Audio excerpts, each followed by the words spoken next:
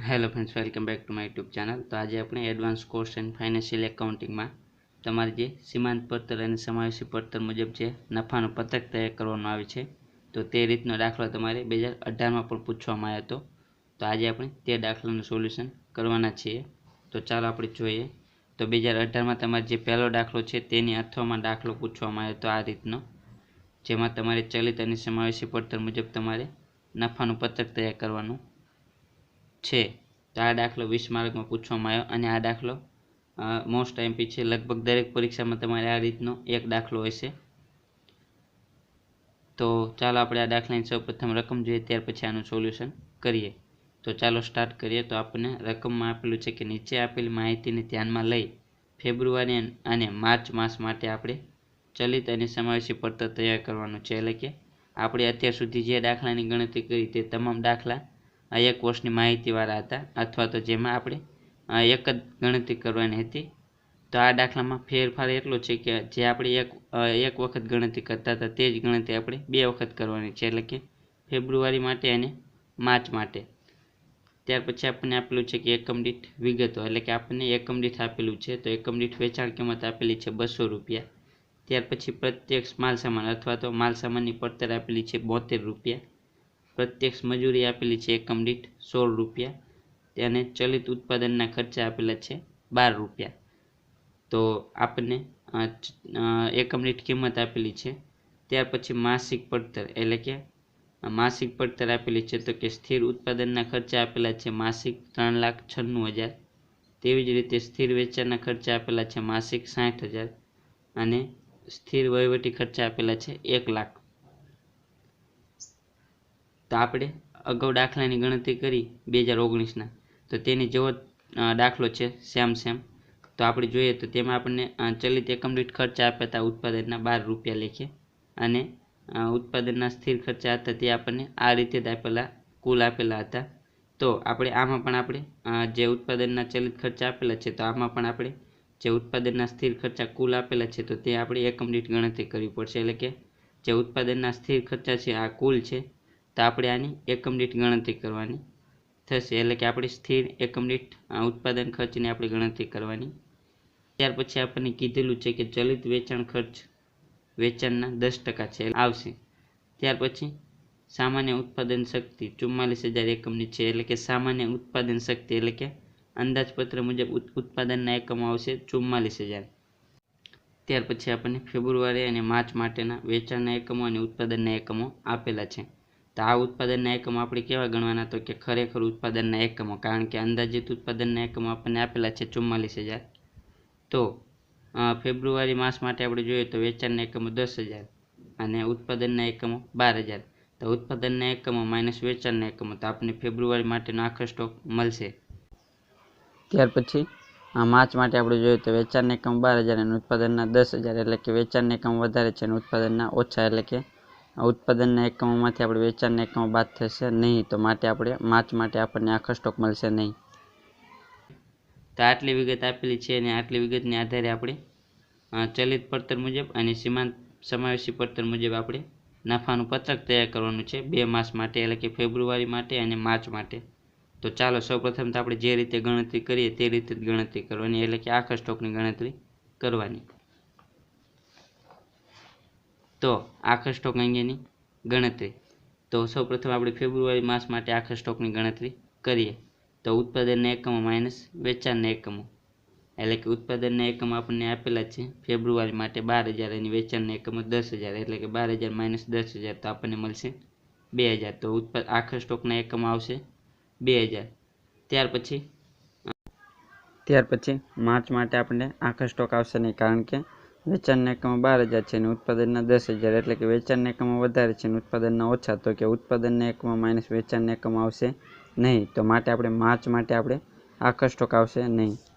પછી ફેબ્રુઆરી માટે જે આપણે આખો સ્ટોક શોધ્યો, તો ફેબ્રુઆરીનો આખો સ્ટોક તો માર્ચ માટે શરૂનો સ્ટોક બનશે, એટલે કે ફેબ્રુઆરીનો આખો સ્ટોક એ માર્ચ માટે આપણે શરૂઆતનો સ્ટોક બનશે। ત્યાર પછી આપણને એકમ દીઠ વેચાણ કિંમત આપેલી છે 200 રૂપિયા અને એકમો આપેલા છે। તો આપણે કુલ વેચાણની ગણતરી કરીએ તો કુલ વેચાણ બરાબર વેચાણના એકમો ગુણ્યા એકમ દીઠ વેચાણ કિંમત। તો ફેબ્રુઆરી માટે આપણે સૌપ્રથમ ગણતરી કરીએ તો 10,000 એકમો અને માર્ચ માટે 12,000 એકમો વેચાણના. તો 10,000 એકમ અને 12,000 એકમો, તો એકમ દીઠ વેચાણ કિંમત 200 રૂપિયા. તો ફેબ્રુઆરી માટે આપણને મળશે 20 લાખ કુલ વેચાણ અને માર્ચ માટે આપણને મળશે 24 લાખ. ત્યાર પછી આપણને આમાં ચલિત ખર્ચા આપેલા છે એટલે તેની આપણે ગણતરી કરવી પડશે. આ પોઈન્ટ પણ નવો છે. અત્યાર સુધી આપણે જે દાખલાનું સોલ્યુશન કરાયું તેમાં આ પોઈન્ટ આવ્યો નહોતો. તો આમાં એવું છે કે આપણે જે વેચાણ છે તેના 10% લેખે આપણે ચલિત ખર્ચા ગણવાના. તો આપણે તેની ગણતરી કરીએ તો કે ચલિત ખર્ચની ગણતરી. તો ચલિત ખર્ચ વેચાણના 10% છે, બરોબર. તો આપણે ચલિત ખર્ચ બરાબર વેચાણના 10% કરીશું. તો ફેબ્રુઆરી માટે આપણે ગણતરી કરીએ અને માર્ચ માટે. તો કુલ વેચાણ આપણું છે ફેબ્રુઆરીનું 20 લાખ. આપણે જે ઉપર ગણતરી કરી તે ફેબ્રુઆરીનું 20 લાખ, માર્ચનું 24 લાખ. તો 20 લાખ અને 24 લાખ તેના 10% આપણે કરીશું. તો ફેબ્રુઆરી માટે આપણને ચલિત ખર્ચા મળશે 2 લાખ અને માર્ચ માટે આપણને મળશે 2,40,000. તો સાવ સિમ્પલ છે ચલિત ખર્ચાની ગણતરી કરવાની આ રીતે આપણે. ત્યાર પછી આપણે જેમ અગાઉના દાખલામાં જેમ એકમ દીઠ અસ્થિર ખર્ચાની ગણતરી કરી તો તેવી જ રીતે આમાં ગણતરી કરવાની. તો આપણને ચલિત ખર્ચા આપેલા છે એકમ દીઠ ઉત્પાદનના, પરંતુ એકમ દીઠ સ્થિર ખર્ચા આપેલા નથી ઉત્પાદનના. તો ચલિત ખર્ચા છે એકમ દીઠ ઉત્પાદનના, તો માટે આપણે એકમ દીઠ સ્થિર ખર્ચ પણ ગણવા પડશે. તો માટે આપણે એકમ દીઠ સ્થિર ખર્ચની ગણતરી કરીએ તો ઉત્પાદનના એકમો માટે, તો ઉત્પાદનના ખર્ચા માટે સ્થિર ખર્ચની ગણતરી. તો એકમ દીઠ સ્થિર ખર્ચ બરાબર કુલ ઉત્પાદનના શિરોપરી ખર્ચા છેદમાં અંદાજપત્ર મુજબના એકમો, એટલે કે જે અંદાજિત એકમો આપેલા છે તે ધ્યાનમાં લેવાના. તો કુલ આપણને આપેલું છે ઉત્પાદનના શિરોપરી ખર્ચા 3,96,000 છેદમાં ઉત્પાદનના અંદાજિત એકમો અથવા તો ઉત્પાદન શક્તિ સામાન્ય, તો 44,000 એકમોની છે તો તે આવશે 44,000 એકમો. તો આપણને મળશે એકમ દીઠ 9 રૂપિયા. તો એકમ દીઠ સ્થિર ખર્ચ મળશે આપણને 9 રૂપિયા. ત્યાર પછી આપણે સ્થિર વેચાણ ખર્ચ અને સ્થિર વહીવટી ખર્ચ છે તેની આપણે ગણતરી કરવાની નહીં. આની ગણતરી આપણે એટલા માટે કરી કારણ કે આપણને ચલિત ઉત્પાદનના શિરોપરી ખર્ચા આપેલા છે, એટલે કે ઉત્પાદનના શિરોપરી ખર્ચા છે તેમાં આપણને ચલિત એકમ દીઠ આપેલા છે. તો સ્થિર પણ આપણે ગણતરી કરવી પડશે. તો સ્થિર આપણને કુલ આપેલા છે, તો માટે આપણે સ્થિર ઉત્પાદન ખર્ચની આપણે એકમ દીઠ ગણતરી કરવી પડી. તો આટલી ગણતરી કર્યા બાદ આપણે હવે સમાવેશી પડતર પદ્ધતિ મુજબ નફાનું પત્રક તૈયાર કરીશું. તો સમાવેશી પડતર પદ્ધતિ મુજબ નફાનું પત્રક, તો વિગત. ત્યાર પછી આપણે 2 માસ માટે આપણે તૈયાર કરવાનું છે, એટલે કે ફેબ્રુઆરી માટે અને માર્ચ માટે. તો એકમ દીઠ રૂપિયા, રકમ રૂપિયા અને રકમ રૂપિયા. તેવી જ રીતે માર્ચ માટે એકમ દીઠ રૂપિયા, રકમ રૂપિયા અને રકમ રૂપિયા. આપણે જેમ અગાઉ ગણતરી કરતા હતા તેવી જ રીતે ગણવાની છે, પરંતુ અહીં આપણે 2 માસ માટે ગણતરી કરવાની છે. તો સૌપ્રથમ તો વેચાણ તો આપણે લખી જ દેવાનું. તો કુલ વેચાણ આવશે, એટલે કે આપણે જે કુલ વેચાણની ગણતરી કરી અગાઉ તે આવશે. તો ફેબ્રુઆરી માસ માટેનું કુલ વેચાણ આવશે 20 લાખનું અને માર્ચ માટે આવશે 24 લાખ. ત્યાર પછી આપણે ઉત્પાદનની પડતર બાદ કરીશું, એટલે કે ઉત્પાદનની પડતરમાં જે ચલિત અને સ્થિર છે તે બંને આનો સમાવેશ થશે. તો સૌપ્રથમ તો જ્યારે 2 માસની માહિતી હોય ત્યારે આપણે શરૂઆતનો સ્ટોક લખવો પડશે. તો અહીં આપણે શરૂઆતનો સ્ટોક આવશે. તો ફેબ્રુઆરી માસ માટે શરૂઆતનો સ્ટોક આવશે નહીં, પરંતુ માર્ચ માસ માટે આવશે, કારણ કે જે ફેબ્રુઆરી માટેનો જે આખરનો સ્ટોક છે તો તે આપણે માર્ચ મહિના માટે શરૂનો સ્ટોક ગણાશે. તો અહીં આપણે ફેબ્રુઆરી માટેનો શરૂનો સ્ટોક નહીં આવે, તો માટે આપણે ડેશ કરી દઈશું, એટલે કે નીલ કરી દઈશું. ત્યાર પછી માલ સામાનની પડતર, તો આપણને દાખલામાં આપેલી જ છે. સૌપ્રથમ માલ સામાનની પડતર એકમ દીઠ 72 રૂપિયા. તો આપણે એકમ દીઠ 72 રૂપિયા લખી દઈશું ફેબ્રુઆરીમાં, અને માર્ચમાં પણ આપણે 72 રૂપિયા લખશું એકમ દીઠ. ત્યાર પછી ઉત્પાદનના એકમો, તો ઉત્પાદનના એકમો ફેબ્રુઆરી માટે 12,000 અને માર્ચ માટે 10,000. તો આપણે અહીં ઉપર લખી દેવાના હતો, જેથી આપણે વારંવાર પેપરમાં જોવું ન પડે. તો 12,000 અને 10,000.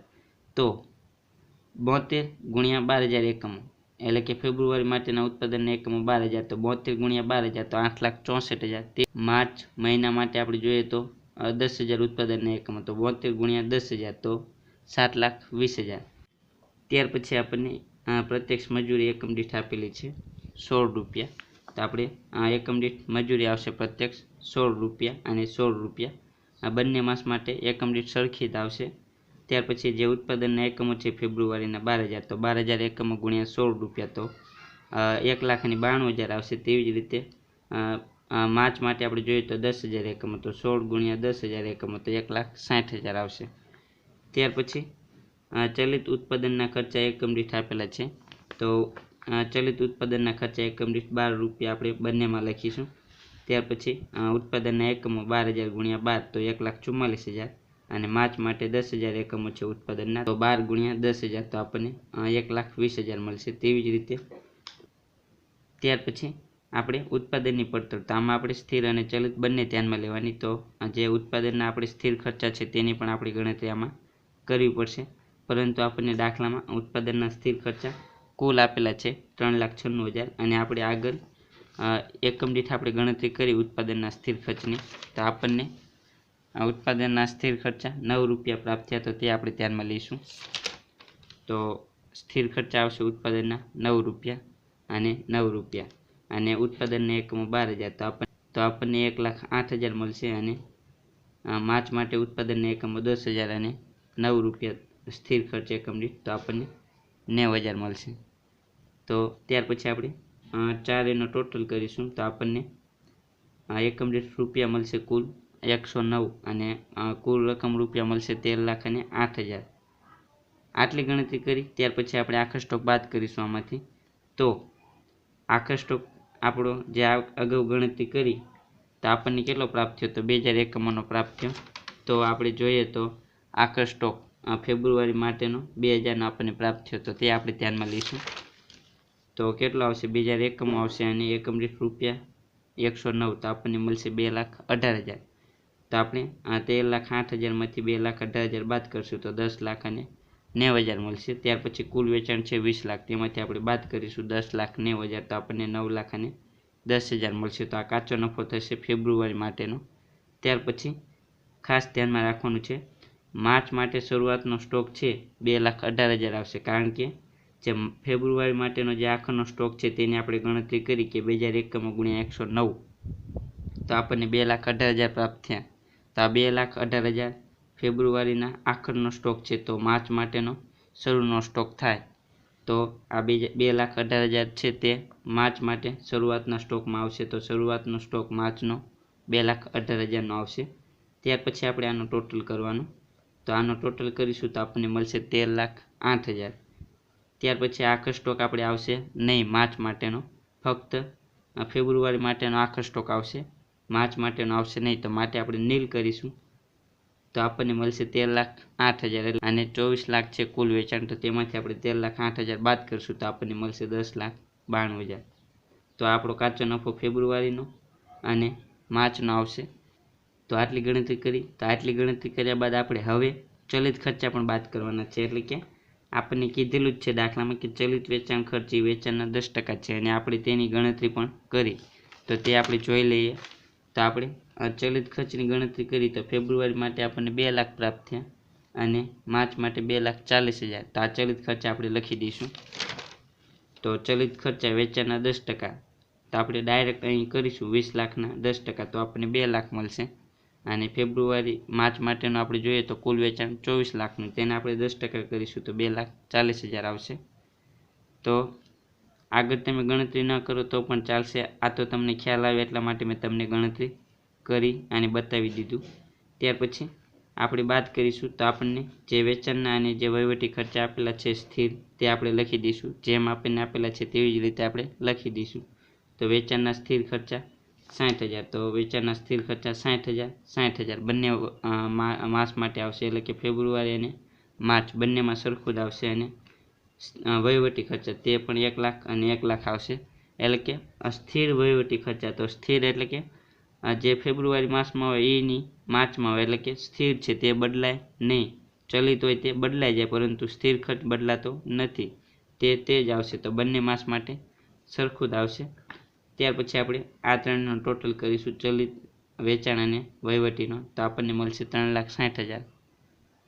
તો 9,10,000 કાચો નફો છે તેમાંથી 3,60,000 બાદ કરશું, તો આપણે 5,50,000 મળશે। તેવી જ રીતે માર્ચ માટે આપણે જોઈએ તો 2,40,000 + 60,000 + 1 લાખ, તો આપણને મળશે 4 લાખ। અને કાચો નફો છે આપણો 10,92,000, તો તેમાંથી બાદ કરશું તો આપણને 6,92,000 મળશે। ત્યાર પછી આપણે આની આગળનો જે દાખલો ગણતરી કરાયો 2019નો, તેમાં આ પોઈન્ટ આવ્યો હતો અને આમાં પણ છે, એટલે કે કારખાના ખર્ચની જે સ્થિર ખર્ચ છે કારખાના તેનો વધુ વસૂલાત અને ઓછી વસૂલાત। તો આપણે તેમાં પણ તમને કીધેલું જ છે કે જે સ્થિર ઉત્પાદનના ખર્ચા કેટલા છે 3,96,000, અને અહીં આપણને ફેબ્રુઆરી માસમાં આપણે જોઈએ તો કે સ્થિર ઉત્પાદનના ખર્ચા કેટલા 1,08,000, તો અહીં 3,96,000 છે ને અહીં 1,08,000, તો આ કેવા ખર્ચા છે ઓછા, એટલે કે ખરેખર 3,96,000 થવા જોઈએ સ્થિર ખર્ચા, પરંતુ અહીં ફેબ્રુઆરીમાં માત્ર 1,08,000 થાય છે, એટલે કે ખર્ચા ઓછા થયા સ્થિર ખર્ચા।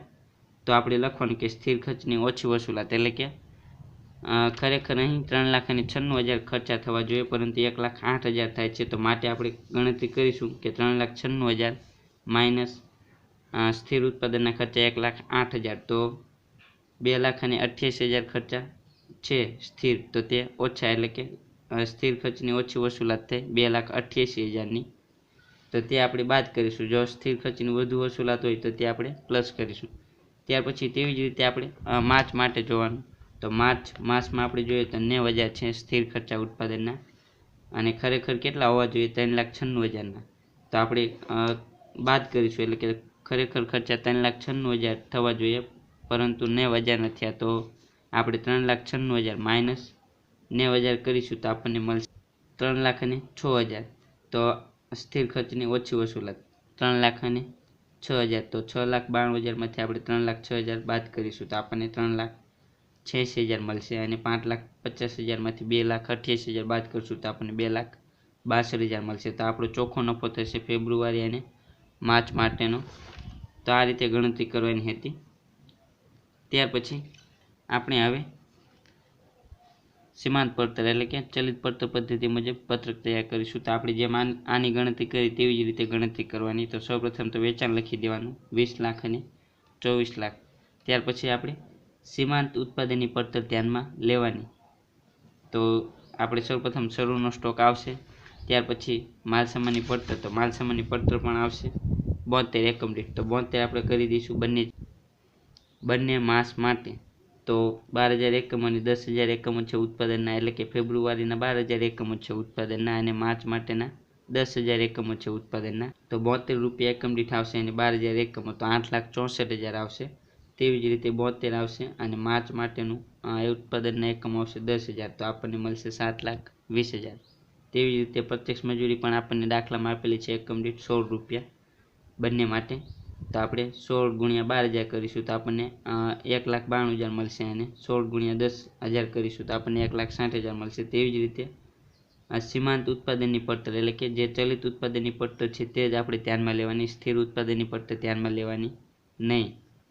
તો જે પ્રત્યક્ષ મજૂરી છે ત્યાર પછી આપણે ચલિત ઉત્પાદનના ખર્ચા, તો આપણે આની આગળનું જે પત્રક તૈયાર કર્યું સમાવેશી પડતર પદ્ધતિ મુજબનું, તેમાં આપણે ઉત્પાદનના ચલિત અને સ્થિર બંને ખર્ચ ધ્યાનમાં લેતા હતા। તો આપણે અહીં સીમાંત ઉત્પાદનની પડતર ધ્યાનમાં લઈશું, એટલે કે માત્ર ચલિત ઉત્પાદનના ખર્ચા ધ્યાનમાં લઈશું। તો આપણે તે આપેલા છે એકમ દીઠ 12 રૂપિયા, ચલિત ઉત્પાદનના ખર્ચા એકમ દીઠ 12 રૂપિયા, તો 12 રૂપિયા 12 રૂપિયા, એટલે કે 12 રૂપિયા એકમ દીઠ ગુણ્યા 12,000 એકમો તો 1,44,000, અને 12 રૂપિયા ગુણ્યા 10,000 એકમો તો 1,20,000। ત્યાર પછી આનો ટોટલ કરીશું તો આપણને એકમ દીઠ કુલ 100 રૂપિયા આવશે અને રકમ રૂપિયા 12 લાખ। ત્યાર પછી આપણે આખર સ્ટોક બાદ કરીશું તો આખર સ્ટોકના એકમો 2,000 છે અને એકમ દીઠ રૂપિયા 100, તો આપણને મળશે 2 લાખ। તો 12 લાખમાંથી 2 લાખ બાદ કરશું તો આપણને 10 લાખ મળશે।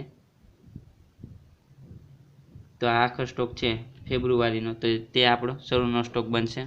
તો આખર સ્ટોક 2 લાખનો છે, તો ફેબ્રુઆરીનો આખર સ્ટોક માર્ચ માટે શરૂનો સ્ટોક ગણાશે, તો 2 લાખ આવશે શરૂના સ્ટોકમાં માર્ચ માટે, તો શરૂનો સ્ટોક 2 લાખનો આવશે। ત્યાર પછી આનો પણ આપણે ટોટલ કરીશું તો 12 લાખ મળશે। ત્યાર પછી આખર સ્ટોક છે 12 લાખમાંથી 2 લાખ બાદ કર્યો તો આપણને 10 લાખ મળશે, અને અહીં માર્ચ માટેનો આવશે નહીં આખર સ્ટોક, તો આપણે નીલ કરીશું તો 12 લાખના 12 લાખ આવશે। ત્યાર પછી આમાં આપણે જે ચલિત ખર્ચાની ગણતરી કરી હતી તે આપણે પ્લસ કરવાના। તો ચલિત ખર્ચા છે તો તે આપણે સમાવેશી પડતર પદ્ધતિમાં શું કર્યું, તો તેમાં આપણે ચલિત ખર્ચા બાદ કર્યા, પરંતુ સીમાંત પડતર પદ્ધતિમાં શું આપણે કરવાનું, તો તેમાં આપણે ચલિત ખર્ચા છે તે આપણે પ્લસ કરવાના. તો ચલિત ખર્ચાની આપણે ગણતરી અગાઉ કરેલી જ છે કે આપણને આપેલું જ છે કે વેચાણના 10% છે. તો વેચાણ આપણું કુલ કેટલું ફેબ્રુઆરી માસનું, તો 20 લાખ. તો 20 લાખના 10% 2 લાખ. તેવી જ રીતે માર્ચ માટેનું આપણે જોઈએ તો 24 લાખનું છે કુલ વેચાણ, તેના 10% એટલે કે 2,40,000. તો ચલિત ખર્ચ આપણે પ્લસ કરીશું તો 10 લાખ પ્લસ 2 લાખ એટલે કે 12 લાખ. અને માર્ચ માટે આપણે જોઈએ તો 12 લાખ પ્લસ 2,40,000 તો 14,40,000. તો 12 લાખ છે આપણું, તો 20 લાખમાંથી બાદ કરીશું, કુલ વેચાણમાંથી 12 લાખ બાદ કરશું તો આપણને મળશે 8 લાખ. તેવી જ રીતે કુલ વેચાણ 24 લાખ છે, તેમાંથી આપણે બાદ કરશું 14,40,000 તો 9,60,000 મળશે. ત્યાર પછી આપણે જે ઉત્પાદનના જે બાકી ખર્ચા રહ્યા, સ્થિર ઉત્પાદનના ખર્ચા, સ્થિર વેચાણના ખર્ચા અને સ્થિર વહીવટી ખર્ચા, તો જ્યારે આપણે સીમાંત એટલે કે ચલિત પડતર પદ્ધતિ મુજબ નફાનું પત્રક તૈયાર કરીશું તેમાં આપણે જે રીતે આપેલા છે તે રીતે ધ્યાનમાં લેવાના. સ્થિર ખર્ચ એકમ દીઠ ધ્યાનમાં લેવાના નહીં. તો આપણને 3,96,000 તો બંને માટે સરખા આવશે.